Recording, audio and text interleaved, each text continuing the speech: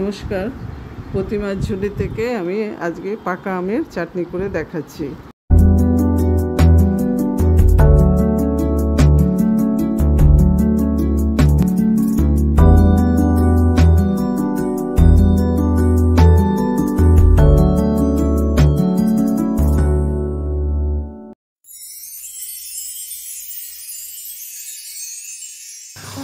এই যে আধা পাকা আমের চাটনি করবো।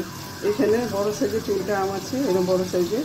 এগুলো ফজলি আম আছে, এটা কাঁচা কাঁচা ছিল, এটাতে আমি চাটনি করব। আধা পাকা একটু সামান্য একটু 5 ফোড়ন দিলাম।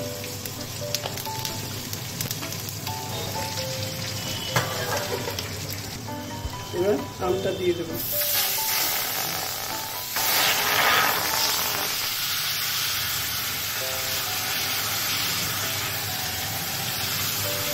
এটা পরিমাণে সামান্য একটু নুন দেবো, অল্প একটু গোলমরিচ মিষ্টি আছে,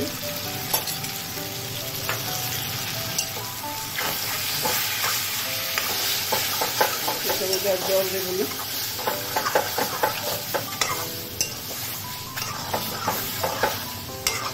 চিনিও খুব বেশি লাগবে না,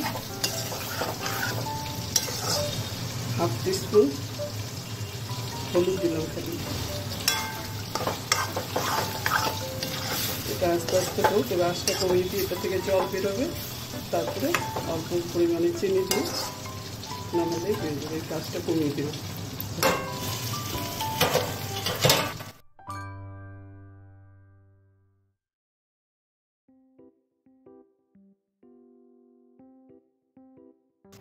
আমগুলো নরম হয়ে এসছে, এমনি আম নরম। এর মধ্যে এখন আমি মিষ্টি দিয়ে দেবো। এটার মধ্যে থেকে জল বেরিয়েছে। এবার আমি এটার মধ্যে পরিমাণ মতো চিনি দিয়ে দিই। মোটামুটি তাও এইটুকু চিনি লাগবে।